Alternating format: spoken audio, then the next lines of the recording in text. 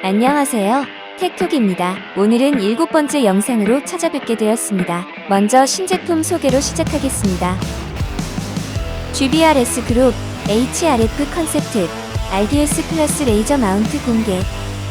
최근 GBRS와 HRF 컨셉츠에서 도트와 레이저를 단일 마운트에 장착하는 형태의 하이 마운트의 이미지를 공개했습니다. 두 브랜드 모두 아직 제품은 공개되지 않은 상태. SNS상에서 사진 및 영상으로만 노출된 상태입니다.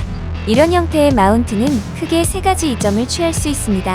첫 번째, 무게 중심의 변화. 총구 쪽이 무거워질수록 총기를 다루는데 더 많은 힘이 필요합니다. 총구 앞쪽에 있던 레이저 표적지 시기를 총구 중심으로 이동하면 총기 조작의 필요가 덜어집니다. 두 번째, 표적지 시기와 도트 사이트의 오프셋 축소. 총구와 도트가 멀어질수록 근거리에서 0점이 많이 차이나는 문제처럼 표적지 시기와 도트 사이트에도 같은 문제가 발생합니다. 이와 같은 컨셉에서는 표적지 시기의 높이도 같이 높여 그런 문제를 최소화했습니다. 세 번째, 핸드가드에 의한 표적지 시기 0점 변화. 핸드가드에 하중이 가해지면 표적지 시기에 0점이 틀어지는 문제가 있습니다. 하지만 표적지 시기에 마운트가 상부 리시버에 연결되어 있기 때문에 핸드가드에 하중이 가해져도 0점의 이상이 없습니다. 이런 장점은 표적지 시기를 상부 리시버에 장착하기만 해도 대부분 얻을 수 있습니다. 하지만 표적지 시기에 일루미네이터나 레이저를 앞에 있는 손으로 가리게 되는 단점이 있는데, 이 컨셉에서는 레이저 표적지 시기를 위로 올려 그러한 문제들을 해결했습니다. 아직 두 가지 모두 제품화가 되지는 않았지만 제품이 가진 장점과 두 브랜드의 파급력을 생각해본다면 출시되자마자 빠르게 유행이 될 것으로 예상합니다. 다이텍 SLR 신제품 공개. SLR 라이플웍스의 라이센스를 가지고 있는 다이텍에서 도쿄마루이 AKM GBB용 옵션 제품군을 공개했습니다. 공개한 제품은 6.5, 11.2, 14.7인치의 SLR 라이트 엠락 익스텐디드 핸드가드입니다. SLR 라이플웍스는 제니트코와 더불어 현대식 AK 세팅에 가장 많이 사용되는 제품입니다. 정식 라이센스를 가지고 있고 어느 정도 준수한 퀄리티를 보여주는 다이텍에서 출시한 만큼 현대식 AK 세팅을 하고 싶어하는 많은 유저들이 좋아할 만한 제품이 출시되었다고 생각됩니다. 추가로 SLR 라이센스에 글록 탄창 확장 부품과 소염기, 컴펜세이터도 같이 출시될 예정입니다. 이 중에서 글록용 탄창 확장 부품은 요즘 유행하는 가스 보관량, 장탄수를 같이 늘려주는 기능적인 면과 디자인적인 요소를 동시에 만족할 수 있어 일전에 다이텍에서 출시한 SLR 글록 슬라이드와 함께 세팅한다면 완벽한 SLR 글록을 세팅할 수 있어 보입니다. 유튜버 노멀슈트 K2 총기 손질 매트 출시. 국내 에어소프트 유튜버이자 뛰어난 손재주로 직접 K2 GBB를 만들어 이슈가 되기도 한 유튜버 노멀슈트가 K2 건네트를 출시했습니다. 초도 물량이 아주 빠르게 완판되어 2차 물량을 준비했지만 2차 물량 또한 1시간 만에 품절되어 K2 건네트에 대한 국내 에어소프트 유저들의 니즈를 보여주었습니다. 3차 물량은 예약 구매 형식으로 진행하여 필요한 사람들이 모두 구매할 수 있었으면 좋겠다고 유튜브 커뮤니티에 입장을 밝혔습니다. 그동안 대부분의 건네트는 M4, M16이나 글록 등의 해외 총기들만 구할 수 있었는데 국내 유튜버가 국산 총기를 기반으로 한 건네트를 만들어 그 인기가 더 높은 것 같습니다.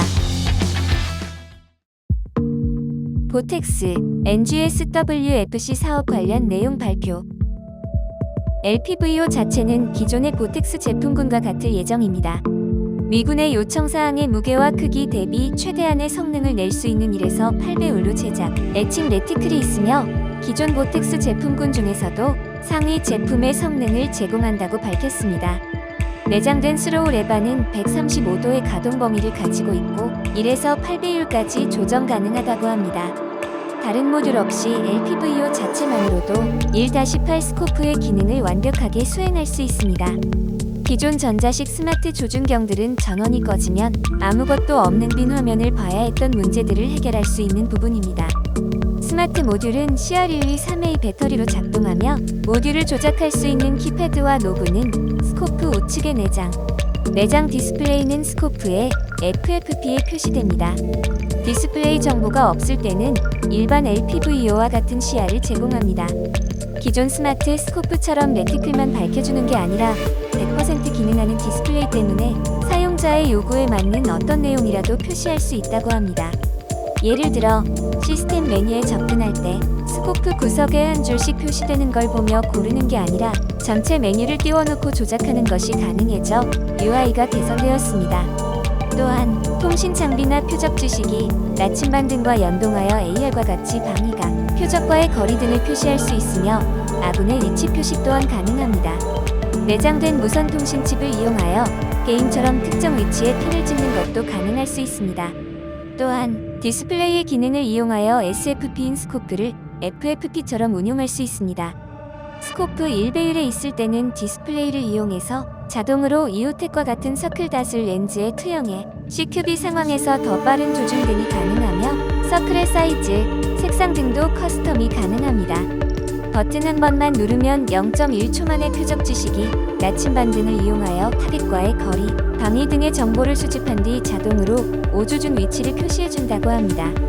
스코프와 모듈을 합친 상태에서도 디스플레이 기능까지 제공하는 보텍스 NGS-WFC가 기존 LPVO의 레이저 거리 측정기를 장착한 것보다 가볍고 작은 실루엣을 제공합니다.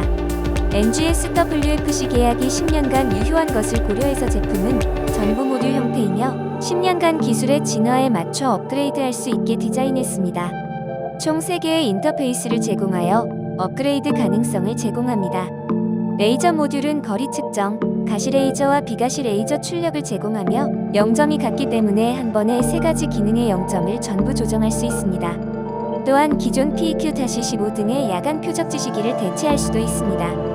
내구성에 관해서는 밀스펙 스탠다드에 맞춰 고온, 저온, 낙하, 방진 등의 테스트를 마쳤으며 옵틱 킬러라고 불리는 스카17에도 몇만 발의 테스트를 마쳤습니다. 다음에는 더 흥미로운 컨텐츠로 찾아뵙도록 하겠습니다. 감사합니다.